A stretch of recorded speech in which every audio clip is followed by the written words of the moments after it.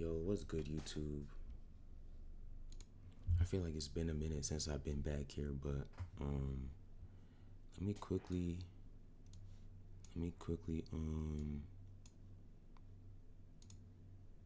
just give y'all a quick recap on what's been going on. So, as you can see right here, today's trade, but after June 4th, I didn't trade going into the weekend, so it's been a minute since I've talked to y'all boys. I guess I just needed a little detox, you know. It's hard. I don't know why everything's blurred out, but I don't know why it's blurred out, y'all. But just needed a little detox. I'm not gonna say overwhelmed or nothing like that or nothing like BS, but just needed a reset. But we are back with another account, another video, another idea, another trade. Yo, what is good? Today is June 8th. It's currently 9:10 a.m. Let's get into today's recap. So, if you were here for Friday, I didn't record a recap once again, but we did end up falling off. Let me just come to the. We did end up falling off 1,800 points from 8:30 open. Okay, that says 1,200, but okay, where did I see it from? I don't know, but from 8:30 open, we fell to over 1,300 points. So we're obviously bearish. Coming into today though, if I'm bullish, I want to see a few conditions being met, and that is my bearish gaps being disrespected, changing states to the upside. And if I'm bearish, I want to see my bearish gaps being respected and my bullish gaps getting disrespected, to give us continuation shorts to the downside. So as we can see, obviously the previous order flow is showing us bearish structure, right? And I marked out this 4 hour. Let me just.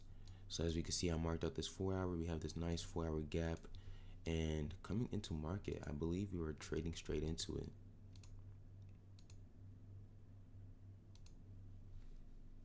Let me actually go down to the 15 though.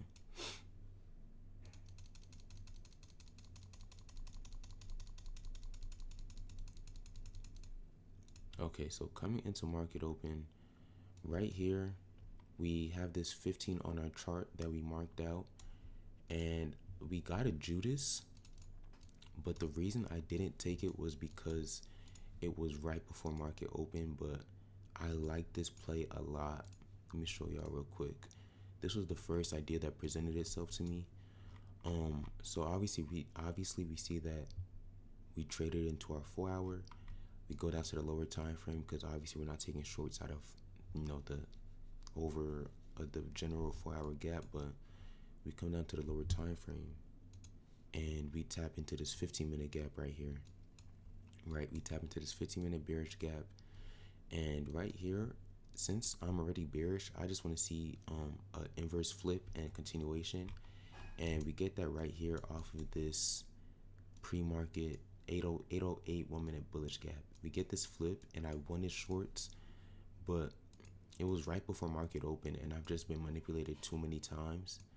Right, this is the play I'm potentially looking at, and it runs.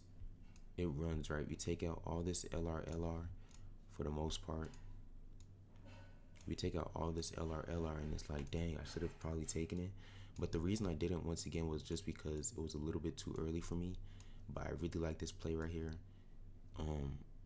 Have a protected high inside of this 15-minute gap, 1-minute inverse coming out of a 4 hour gap, right? And honestly, this is just a really nice play. You could take it all the way down to these lows for 150 points. This was the first play I saw, and after I saw this kind of confirmed my bearish bias. I do want to mark out that we do have a 1 hour gap right here. Obviously, we can see the gap. Wrong tool. We have this 1 hour gap right here. Let me just point that out for y'all. But anyways, yeah, this was the first play I saw. And right after that, we ended up creating a 5-minute bearish gap, and I don't really like 5 minute bearish gaps. I feel like they're a little bit fugazi. A 5 minute bearish gap is like Paolo Banchero to LeBron. They look the same, and you think that a 5 minute gap can hold the same weight as a 15, the 15 being LeBron. But once you take the 5, it's like, dang, I messed up on this draft pick. That's what a 5 minute gap is like to me. It looks good, it smells good, and then it fakes you out. Um, no offense to Paolo. I didn't mean to diss him on this beautiful Monday, but we have this 5 minute gap. What I'm trying to say is I don't usually take fives. I like them, they look good, but then they never work for me. But first day back, my draw is potentially this new low that we put in, or this hourly bullish gap. We're overall bearish, so I do want to see if this 5 minute can hold and if we can see an inverse to the downside. Um, so we see this 5 minute gap hold, and we create a tiny SMT with ES right here, I believe. Is it right there? Let me just check. Okay. Yeah.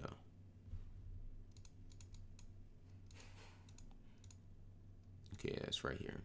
So this is the SMT we created with ES. And I was bearish right off of this move right here. And we had a 30-second inverse that I took shorts off of, but I ended up getting break even on it. We had this displacement lower, break even right here, TP right here, and I'm potentially targeting this 1 hour bullish gap, right? And we looked like we were gonna start flushing, but I did end up getting break even. And no harm, no foul, that's part of the game that we play, pay to play. And I'm still looking for shorts though, if this 5 minute gap can hold, and we see that we create another SMT with ES, and yeah, I kind of spoiled it right here, but we tap back into the 5 minute gap, we get another 30-second bullish gap, SMT at the highs, and this is just a clean continuation model coming out of the 4 hour gap. We still have this protected swing high from the first initial leg down, 30-second inverse, and I'm going break even at this point right here. We're going break even right here. We have our TP at the same lows, and we're potentially targeting this 1 hour gap for a full delivery. And as you can see, it's a clean, straightforward delivery. And yeah, that's just the trade for today. Super clean model. It works 99.9% of the time. Discretion is your friend. You just got to be right, and this is a great way to start off the week. Super glad to be back. I do want to show y'all some stats real quick, but after that move, I don't think much has really happened in market. Yeah, nothing much has happened for real. We're kind of chopping around. I think that might have been the best play of the day, but I do want to show y'all some stats real quick, so I'm gonna show y'all that. Okay, I'm back. As y'all can see, right here I have my monthly cost, month over month cost per prop firm, of just showing how much I've spent. Just trying to be transparent, talk about my journey so far this year. January, I was coming off of 20K back to back 10K months. Closing the 2025 calendar year. So January, I did spend a little bit of cheese on Apex, 90%, 50Ks. I did buy a few my funded accounts, so I spent 1,700 in January, 1,600 in January. Came back and spent a band in February. Came back and dropped 1,200 in March. So in the first quarter of the year, I did drop 3,700. We're gonna round that up to 4,000, and then April, May, and June so far, I've only spent a band. So I'm spending less, probably because I'm running out of money, but also because I think I am trying to steward the accounts that I do have. So it's been a long journey. Obviously not what I've wanted so far, but I do believe that my time has come. Like, I'm not gonna get too deep into the weeds of it, but I think that there are certain factors that played a role in where I'm at right now and why I haven't achieved what I wanted to achieve. But it's always all glory to God. Part of the journey, part of the story. Um, I didn't expect to be this deep into the year with no payout, but I know it's coming. Just wanted to show y'all, or just be a little bit transparent with y'all about how much I've spent so far. I think, what is this, 37 a band? There's about like almost upwards to $5,000 spent so far. No payout, but you know how the ROI changes. You know, one payout already mitigates 50% of my investment. So, anyways, I hope y'all boys caught a dub today. Quick little recap. Nice, easy 30-second continuation model trade. Yeah, why not us? Keep grinding. Always, all glory to God, man. Why not us?